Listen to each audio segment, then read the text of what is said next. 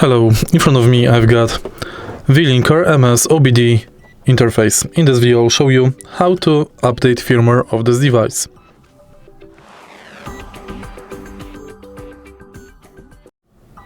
In the beginning, make sure to connect your device to the car.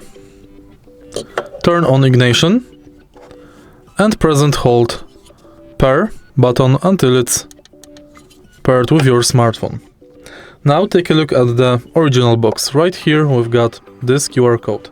Scan it with your smartphone and download this app from Play Store or App Store.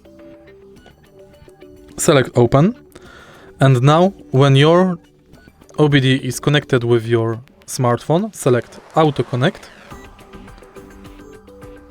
scan to upgrade QR code or upgrade. The firmware update will be automatically transferred to the OBD interface.